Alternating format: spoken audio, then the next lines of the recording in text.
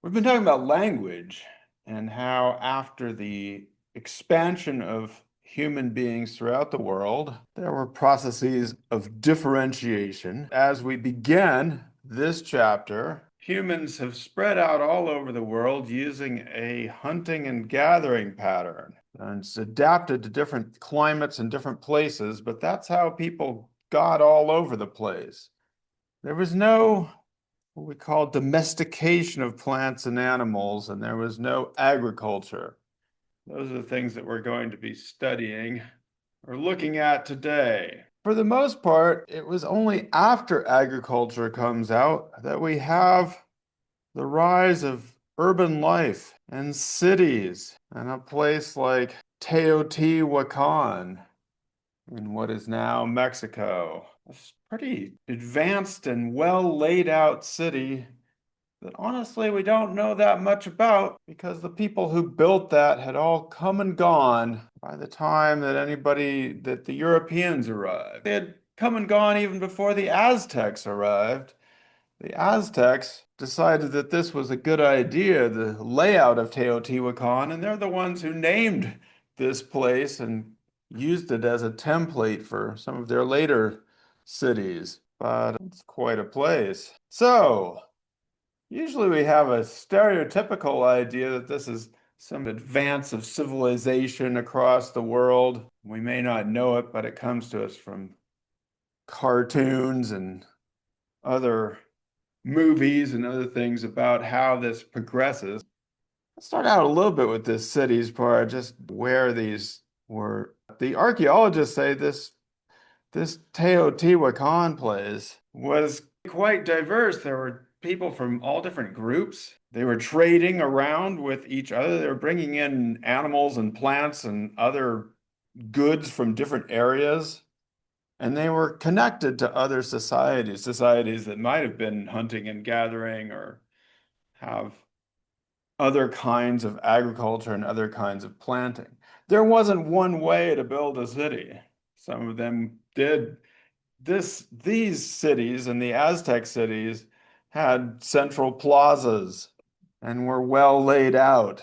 So we first talk about why primates live in groups, and this is mostly advantageous. So this is the selfish herd effect. If we all group together, I as an individual gain by being part of this group. So I'm going to join the group even though sometimes I have to stay up all night watching for predators. It's still going to help me out in the end. There are some drawbacks to living in groups, like being sick all the time.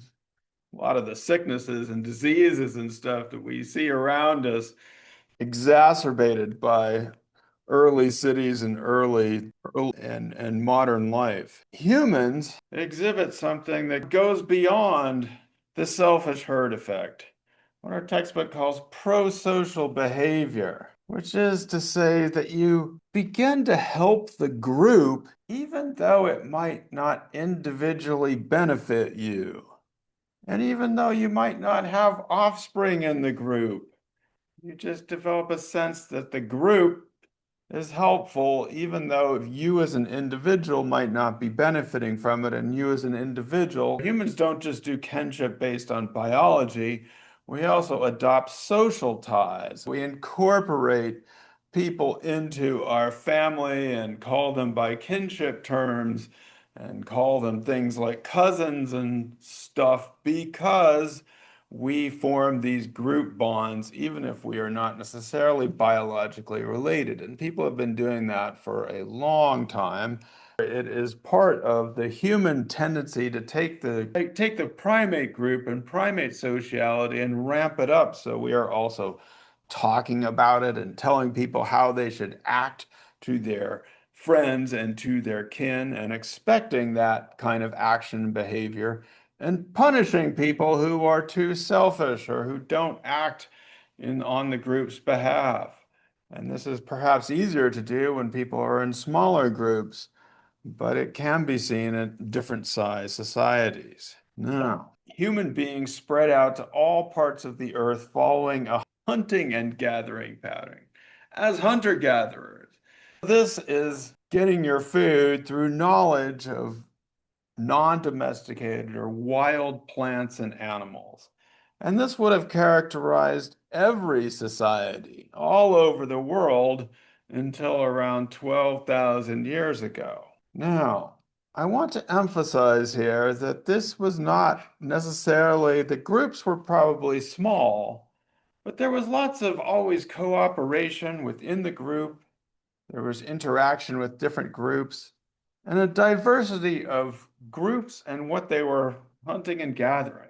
From the first time that humans spread into different parts of the world, and also within Africa, people are trading things, long distance trade. They're talking to other groups.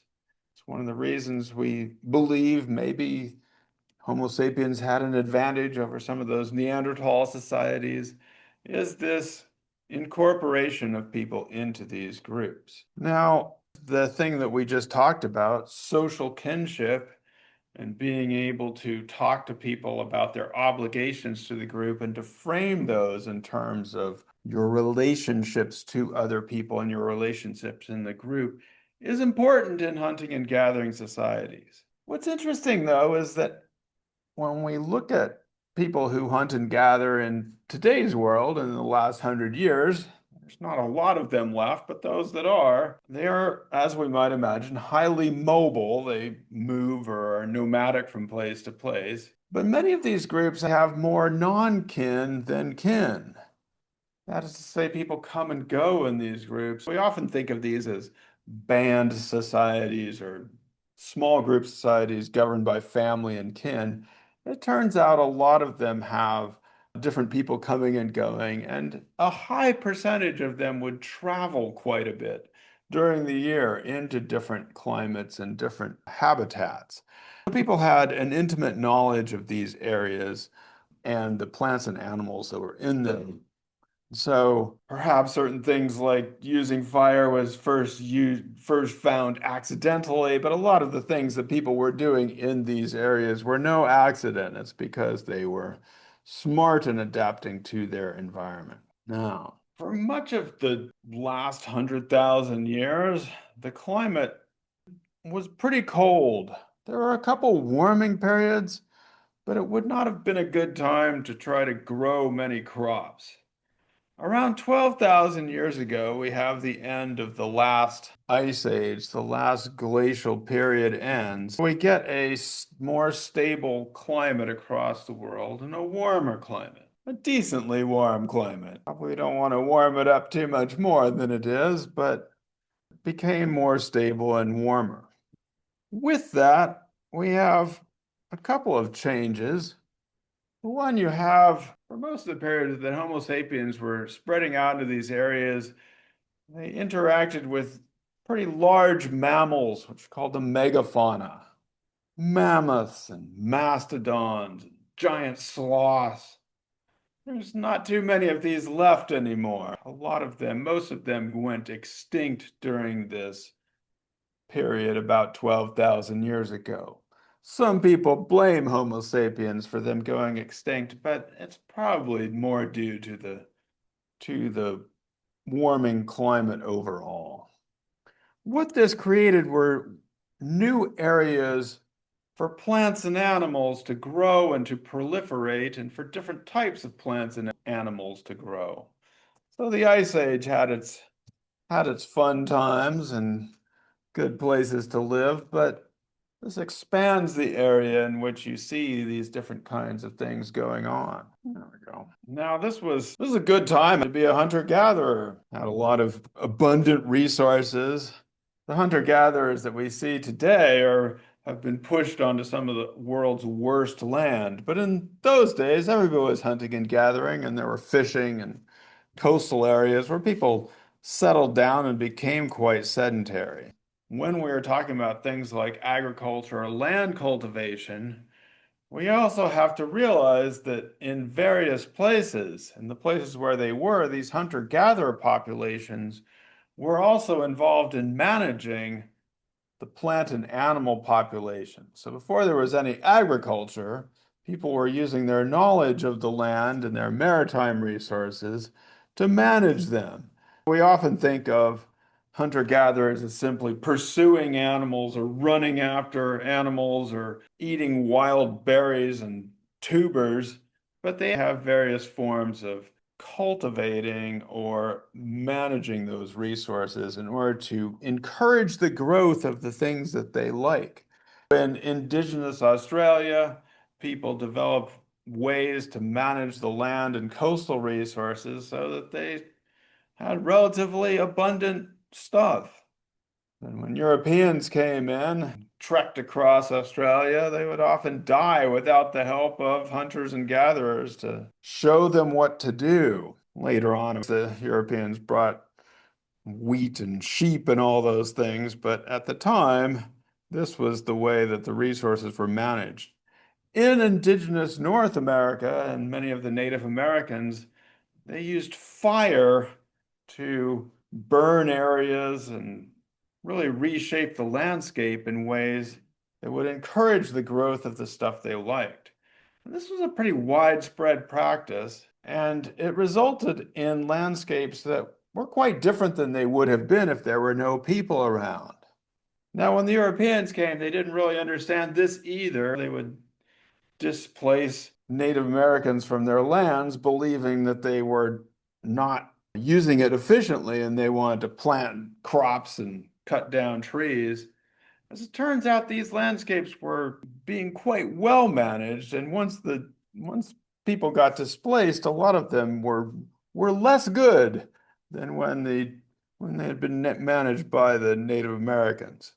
So it's an important thing to realize that as we talk about plant and animal domestication, that the people who were doing this had an intimate knowledge of their land. Now, people began to actively plant and actively herd animals that had once been in a wild state, but then enter a symbiotic process with human beings, which we call domestication. And what we see in domestication is the shape and the form of the plants and animals begins to change over time because humans want favorable mutations. I put the word favorable in quotes because these are nice to have as mutations if you are a human being and you want a big stalk of corn that will then be able to, that won't independently reproduce. Whereas the wild variety might have wanted to scatter seeds all over the place. This is one that is more matched to human desires. Humans are in some ways selecting for those favorable mutations. And certain plants have these that make them more amenable to domestication than other plants in that environment. Some of this is accidental, sure, but others of it seems to have been based on a plan. In different areas of the world, we see independent centers of domestication, and then those products can spread into other areas. But it wasn't something that happened in just one place, and it didn't happen at just one time.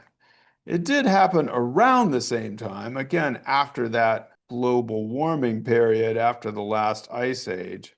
But as you can see, we have different plant resources arising first in different areas of the world. We have different species being domesticated in these regions. And in these regions, we have what becomes, again, develops a symbiotic process in which humans start to become dependent on certain plants and animals, but those domesticated species also become dependent upon those humans to reproduce. Okay.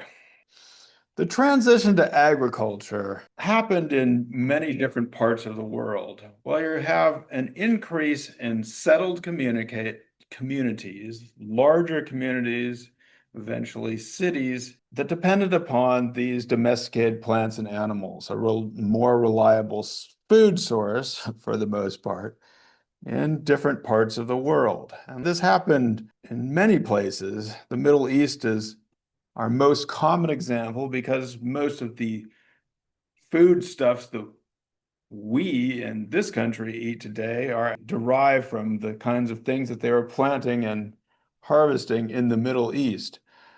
But there were other things like corn and potatoes that were domesticated in different areas of the world. Archaeologists have long debated why this happened. It seems to have happened around the same time. So is it a change in climate? Obviously, you have to have a change in climate to make this possible at all. That's an important part. But it doesn't seem to explain why this would happen differently in a bunch of different places. Other people have speculated that it's population pressure, that the more people you have, the more you need to feed. You start to depend more and more on short short-lived plants and animals that reproduce a lot. The issue with each of these big causes is that each of these regions had their own particular plants and animals in a particular ecosystem. And some of them, they developed more intensive agriculture, but some didn't. There were different patterns of settlement and timing. People get very excited about the Fertile Crescent. You saw our archaeologists say, this is the first in the world. And that may be so temporally, but similar and specific processes were happening in different areas throughout the world. Eventually, in some areas, this led to what we know of as sedentary agriculture, where, as we just saw in the video, people become very dependent upon a specific combination of plants and animals. And that becomes that you need those plants and animals to survive. You need the rice to grow every year, and you need those plants and animals. You can't survive without them. Now, this is a long process. Some of the first domestication takes place thousands of years before you see this sedentary agriculture. It also coincides with times when people were more mobile and times when people were more settled. It wasn't inevitable that this would lead from one to the next.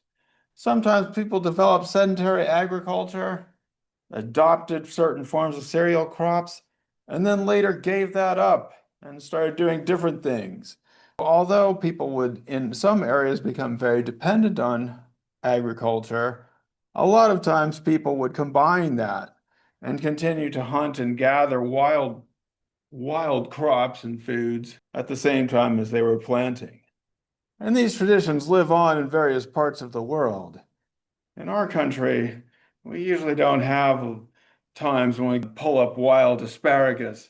But in other places, this is seen as a seasonal thing that people will go out and get wild resources and combine them with various plants and animals.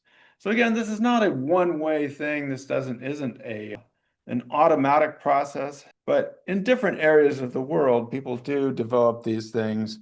And once that happens, it seems like for the most part, what you get is a population growth after agriculture.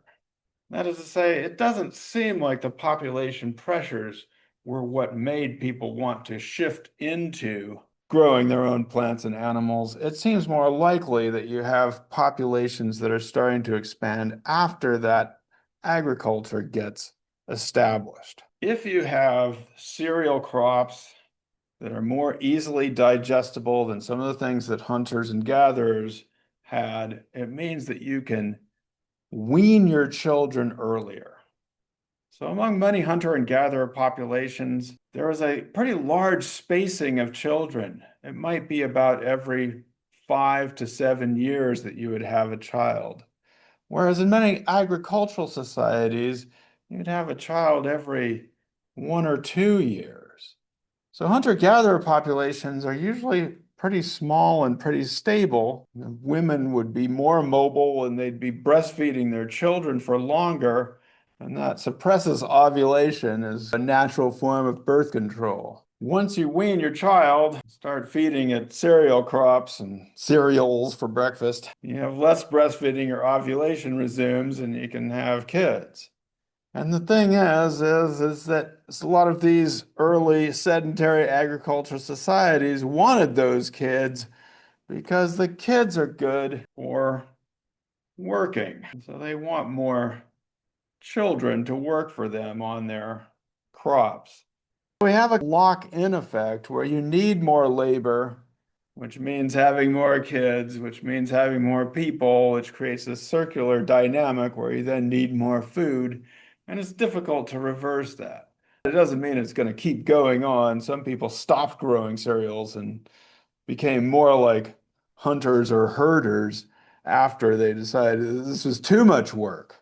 Because when you go into agriculture and what they call the health consequences, in general, you have to increase your labor in order to grow and herd plants and animals. It's a surprising fact, but most hunter-gatherers can get everything they need to survive from working about 10 to 15 hours per week, fewer credit hours than most of you are taking right now. In most hunter-gatherer societies, getting the means of subsistence is not as hard as in most agricultural societies, in which you then start to see long daily hours of work. When you look at the health consequence, some of the early farmers, not all of them, are shorter and less well-nourished than the hunters and gatherers that might have preceded them. In many of these areas, like Greece, for example, the hunters and gatherers were almost 6 feet tall. Once they adopted farming, the average height drops to about 5'5", which means they weren't getting as much good food. Now, what the reason that is because in most agricultural societies, you have less dietary diversity, whereas many agricultural societies become dependent on just one plant or one combination of plants and animals. As a consequence, or related to that, is the spread of disease. When you have people settle down in cities, not very great hygiene, don't know how to use COVID tests, disease spreads pretty quickly. And it spreads pretty quickly also because of people's close association with domestic animals. So in the cities of Eurasia, where they were closely associated with these domestic animals, had much more potent diseases, smallpox, plagues, various things that would sweep through European and Asian cities and leave the populations decimated. Interestingly, in the Americas, places like the Aztec and the Inca empires, they didn't have domesticated animals. You had the llama in South America. The diseases that people had in the Americas were not as bad. All the bad diseases came when the Europeans brought over smallpox and other things, which spread quite quickly among Native American populations that did not have resistance to those.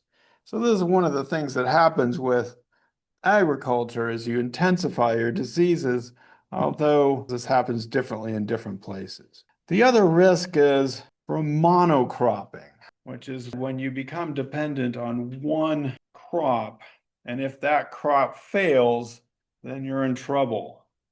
You've probably all heard of the Irish potato famine, for example, where people become dependent on one single crop, and if something happens to that, then there are problems. The Irish got their potatoes from the Americas originally.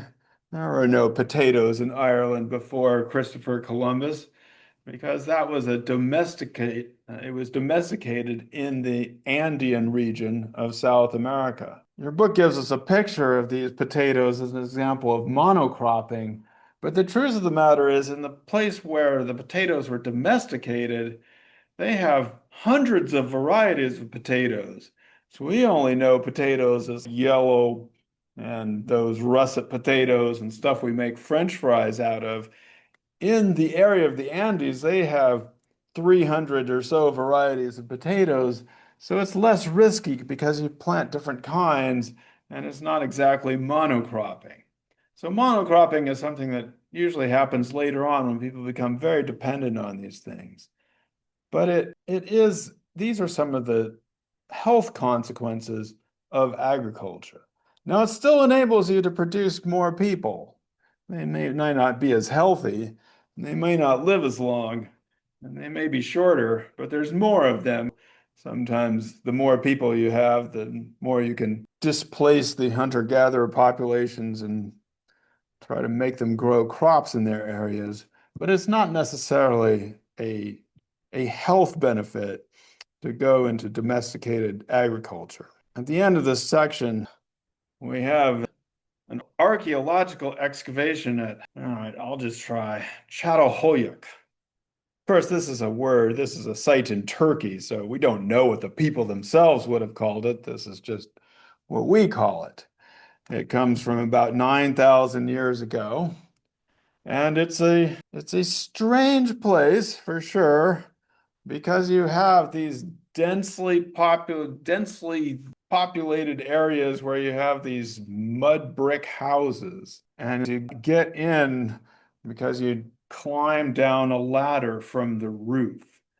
So this is an interesting place for sure. It's the more we find out about it, the more we find out that when we first discovered it, we thought, here we have a super good example of how people started to become urban dwellers once they adopted agriculture.